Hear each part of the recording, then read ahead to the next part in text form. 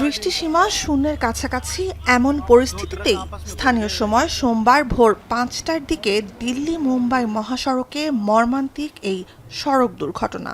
কিছু বুঝে ওঠার আগেই একের পর এক সংঘর্ষে দুমড়ে মুচড়ে যায় পথ চলতি ২০টির মতো যানবাহন। শুধু সড়কে নয়, তীব্র ধোঁয়াশার কারণে অচল অবস্থার মুখে দিল্লি ও সংলগ্ন এলাকার রেল আর বিমান যোগাযোগও। নির্ধারিত সময়ের চেয়ে ৬-৭ ঘন্টা দেরিতে গন্তব্যে পৌঁছেছে ৯০টির বেশি ট্রেন। দিল্লি আন্তর্জাতিক বিমানবন্দরে বাতিল হয়েছে কমপক্ষে ১০০ ফ্লাইট, বিলম্বিত ৩০০-র বেশি। বিপাকে ইন্ডিগো, এয়ার ইন্ডিয়া সহ বিভিন্ন বিমান সংস্থার হাজারো যাত্রী।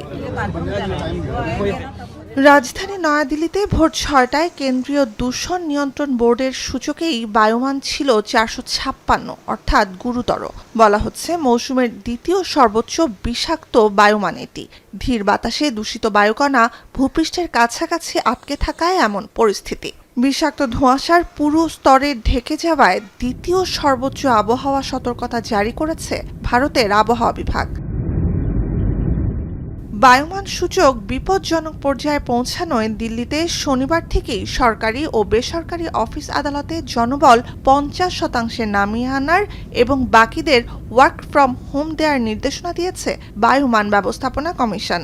পরিস্থিতি স্বাভাবিক না হওয়া পর্যন্ত নিষেধাজ্ঞা দেওয়া হয়েছে সব ধরনের নির্মাণ ও স্থাপনা ভাঙার কাজে।